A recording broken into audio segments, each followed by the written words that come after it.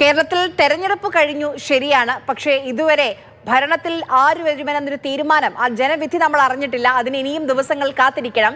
പക്ഷേ ഇതാ മുഖ്യമന്ത്രി പദവുമായി ബന്ധപ്പെട്ട് വലിയ ചർച്ചകൾ പ്രത്യേകിച്ച് കോൺഗ്രസിൽ നടക്കുകയാണ്.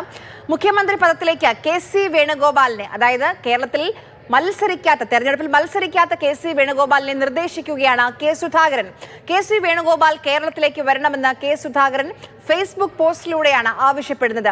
വേണുഗോപാൽ ഇന്ത്യൻ രാഷ്ട്രീയത്തിലെ അനിഷേധ്യ സംഘാടകനെന്നും പ്രശംസയുണ്ട്. KCയുടെ സാന്നിധ്യം എത്രത്തോളം പ്രധാനമെന്ന് കഴിഞ്ഞ തെരഞ്ഞെടുപ്പ് തെളിയിച്ചുവെന്നും പോസ്റ്റിൽ പറയുന്നുണ്ട്.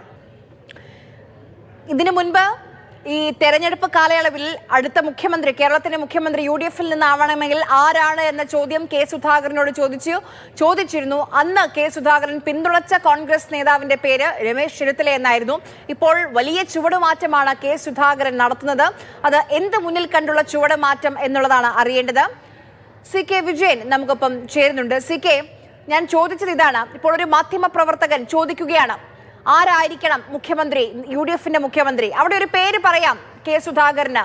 പക്ഷെ ഇതൊന്നുമില്ലാതെ സ്വമേധയ ഒരു ഫേസ്ബുക്ക് പോസ്റ്റ് ഇടാനുള്ള സാഹചര്യവും സന്ദർഭവും എന്താണ് CK? ഇത്തരത്തിലൊരു ചർച്ച തന്നെയാണ് അതിന് കാരണം. കഴിഞ്ഞ ദിവസം JPCC പ്രസിഡന്റ് സണ്ണി ജോസഫിനോട് ഇതേ കാര്യം ചോദിച്ചപ്പോൾ, അതായത് കേരളത്തിൽ മത്സരിക്കാത്ത ഒരാൾ മുഖ്യമന്ത്രിയാകാൻ ഇടയുണ്ടോ എന്ന് ചോദിച്ചപ്പോൾ അത് പറയാൻ പറ്റില്ല, ആവില്ല എന്ന് പറയാൻ പറ്റില്ല എന്നാണ് KC വേണുഗോപാലിനെ ലക്ഷ്യമിട്ടുള്ള ആ ചോദ്യത്തിന് അന്ന് തന്നെ ഏതാണ്ട് പരോക്ഷമായ ഉത്തരം ലഭിച്ചതാണ്. പക്ഷേ ഇപ്പോൾ ഇതാ സുധാകരന്റെ കയ്യിൽ നിന്നും കൃത്യമായ വിവരം ലഭിച്ചിരിക്കുന്നു. അദ്ദേഹം KC വേണുഗോപാലിനെ സ്വാഗതം ചെയ്യുന്നു. കേരളത്തിലേക്ക് സംഘടനാ പ്രവർത്തനത്തിന് നേതൃത്വ പദവി വഹിക്കുന്നതിന് വേണ്ടി ക്ഷണിച്ചിരിക്കുന്നു.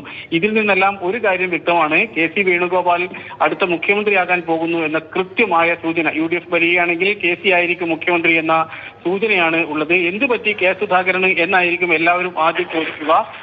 കാരണം ഈ പടക്കത്തിന്റെ ശബ്ദമുണ്ട് പരിസരങ്ങളിൽ നിന്ന്, ക്ഷമിക്കുക.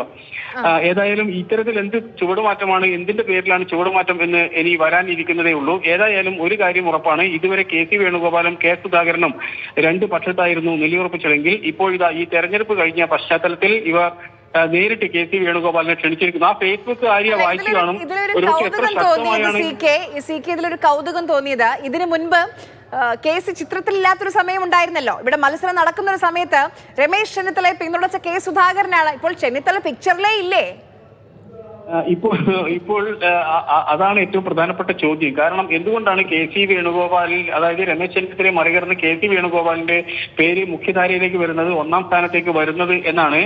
ഏതായാലും ആ ഫേസ്ബുക്ക് പോസ്റ്റ് സൂക്ഷ്മമായി ഒന്ന് വായിച്ചു നോക്കിയാൽ എവിടെയാണ് KC വേണുഗോപാലിനെ പ്രതിഷ്ഠിച്ചിരിക്കുന്നത് എന്ന് നോക്കുക. Leader K Karunakaran, AK Antony, Oommen Chandy, Vayalar Ravi തുടങ്ങിയ ആൾക്കാരുടെ പട്ടികയിലേക്കാണ് KC വേണുഗോപാലിനെ സുധാകരൻ പ്രതിഷ്ഠിച്ചുള്ളത്. അവർക്കൊക്കെ കേരളത്തിൽ മുടിചൂടാ മന്നന്മാരായി ഉയരാൻ കഴിയുമെങ്കിൽ KCക്കും കഴിയും എന്ന ആത്മവിശ്വാസം കോൺഗ്രസ് പ്രവർത്തകരിൽ ശക്തമാണ് എന്ന പേരിൽ, കോൺഗ്രസ് പ്രവർത്തകരുടെ പേരിൽ കൃത്യമായി സുധാകരൻ തന്നെ പറഞ്ഞിരിക്കുന്നു. അതുകൊണ്ട് ഒരു കാര്യം നമുക്ക് ഏതാണ്ട് ഉറപ്പിക്കാം, UDF അധികാരത്തിൽ വരികയാണെങ്കിൽ, ഭൂരിപക്ഷം കിട്ടുകയാണെങ്കിൽ KC വേണുഗോപാൽ ആയിരിക്കും മുഖ്യമന്ത്രി എന്നതിന്റെ കൃത്യമായ സൂചനയായി നമുക്ക് ഈ FB പോസ്റ്റിനെ വായിച്ചെടുക്കാം. മാത്രമല്ല അതിന്റെ ചിത്രം നോക്കുക.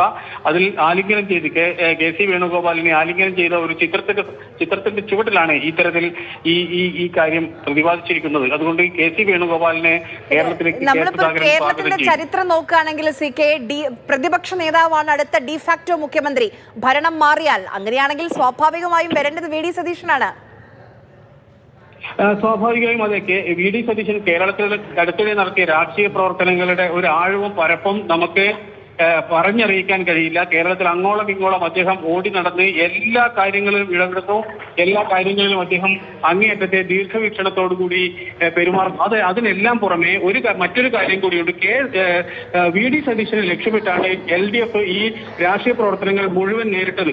LDFന്റെ ശത്രുസ്ഥാനത്ത് ഏറ്റവും ശക്തനായി ഉള്ളത് VD സതീശനായിരുന്നു. VD സതീശൻ നുണയം എന്ന് പറഞ്ഞൊരു ക്യാമ്പയിൻ തന്നെ ഈ രീതിയിൽ അദ്ദേഹത്തിന്റെ ക്രെഡിബിലിറ്റിയും ക്രെഡൻഷ്യലും തകർക്കുന്നതിന് വേണ്ടി LDF ആസൂത്രണം ചെയ്തിരുന്നു, അങ്ങനെ നടപ്പാക്കുകയും ചെയ്തിരുന്നു.